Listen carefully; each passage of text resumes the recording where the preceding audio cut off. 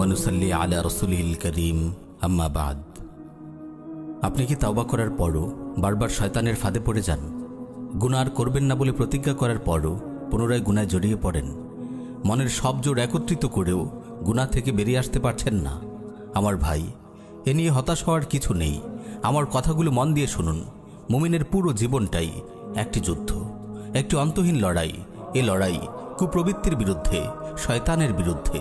ইমাম ইবনুল কাইয়িম রাহিমাহুল্লাহ তার কালজয়ী রচনা উদ্দাতুস সাবিরিন গ্রন্থে বলেন, বালিগ হওয়ার পর থেকেই মুমিন ও শয়তানের মাঝে বেঁধে যায় এক ভয়াবহ লড়াই। মুমিন তার আকল, ইলম, সবর ইত্যাদির মতো হাতিয়ারগুলো নিয়ে কুপ্রবৃত্তি ও শয়তানের বিরুদ্ধে ঝাঁপিয়ে পড়ে। শয়তানও তার দলবল নিয়ে মুমিনের উপর হামলা করে। কোনো ফয়সালা না হওয়া পর্যন্ত এ লড়াই অব্যাহত থাকে। প্রিয় ভাই ও বোন, যতদিন আপনি এই পৃথিবীতে বেঁচে আছেন, এ লড়াই এক মুহূর্তের জন্যও থামবে না। এজন্য শয়তানের বিরুদ্ধে বিরামহীন কুস্তিযুদ্ধ। কখনো শয়তান কুস্তিতে আপনাকে হারিয়ে দেবে, আপনাকে মাটিতে ফেলে আপনার বুকে চেপে বসবে। আবার কখনো আপনি শয়তানকে শূন্যে তুলে মাটিতে আছাড় মারবেন, তার বুকে চেপে বসবেন। আপনি কোনো গুনাহ করে ফেলেছেন, এর অর্থ শয়তান আপনাকে কুস্তিতে হারিয়েছে, আপনাকে মাটিতে ছুঁড়ে ফেলেছে। আপনি কি মাটিতে শুয়ে থাকবেন? না, আপনি এক লাফে উঠে দাঁড়াবেন। গুনাহ করার পর আপনি খালিস দিলে আল্লাহর কাছে তাওবা করবেন। তাওবা করার অর্থ ঘুরে দাঁড়ানো। ঘুরে দাঁড়িয়েই কি আপনি ক্ষান্ত হবেন? না, আপনি নিজেকে সংশোধন করবেন এবং ভালোভাবে গুছিয়ে নেবেন। যে দুর্বলতাকে কাজে লাগিয়ে শয়তান আপনাকে কুস্তিতে হারিয়েছে, আপনি সেই দুর্বলতাটুকু কাটিয়ে ওঠার চেষ্টা করবেন। শুধু এতটুকুই নয়, আপনি শয়তানকে পাল্টা আঘাত হানবেন। আপনি ন্যাক আমল করবেন। ন্যাক আমল করা মানে শয়তানকে পাল্টা আঘাত করা, তাকে কুস্তিতে হারিয়ে দেয়া, তাকে মাটিতে আছাড় মারা। এখানে আমি কোরআনের দুটি আয়াত আপনাকে শোনাতে চাই। ইল্লাল্লাযীনা তাবু ওয়া আসলাহু ওয়া আতাসামু বিল্লাহ ওয়া আখলাসু দীনাহুম লিল্লাহ ফাউলাইকা মাআল মুমিনিন ওয়া সাউফা ইউতিল্লাহুল মুমিনিনা আজরান আযীমা।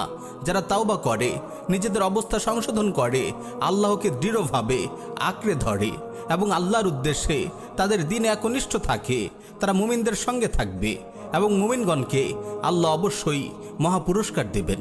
এই আয়াত থেকে আমরা জানতে পারি, কেবল তাওবা করলে হবে না, বরং তাওবার পর নিজের অবস্থা সংশোধন করতে হবে এবং কোরআন সুন্নাহকে দৃঢ়ভাবে আঁকড়ে ধরতে হবে।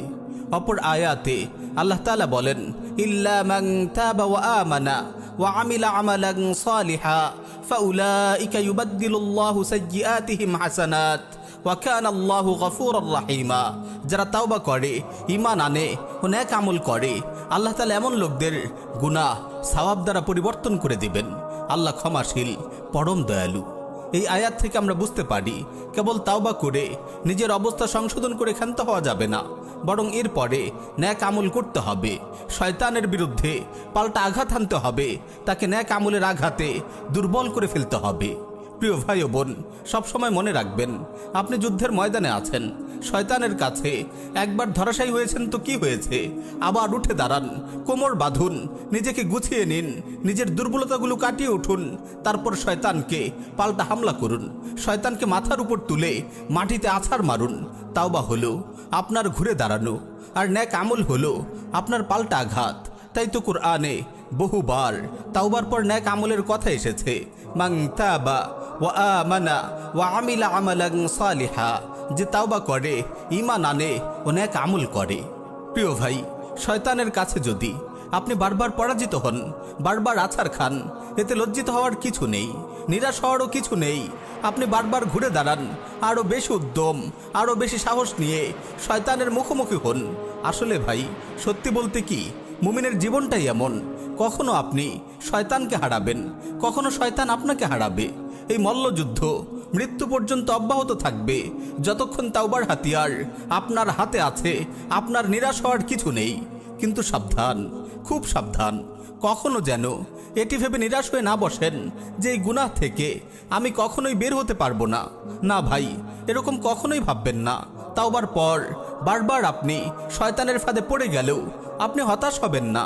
আপনি শয়তানের হাতে বারবার হারবেন, এই বাস্তবতা আপনি মেনে নিন এবং শয়তানের মোকাবেলায় তাওবা ও নেক আমলের হাতিয়ার নিয়ে ঝাঁপিয়ে পড়ুন। সে যদি 1 কোটি বারও আপনাকে মাটিতে ফেলে দেয়, 1 কোটি বারও আপনাকে গুনাহে লিপ্ত করে, আপনি 1000 কোটি বার তাওবা করবেন, 1000 কোটি বার আপনি ঘুরে দাঁড়াবেন মুষ্টিবদ্ধ হাতে।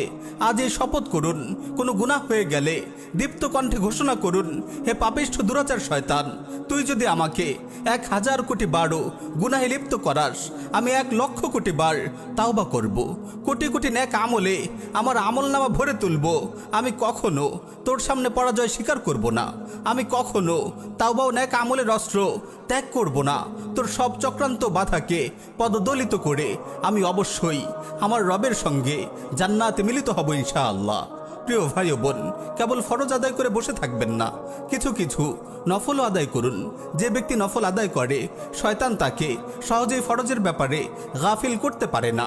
মনে রাখবেন, আপনার প্রতিটি নেক আমল শয়তানের গালে এক একটি চপেট আঘাত।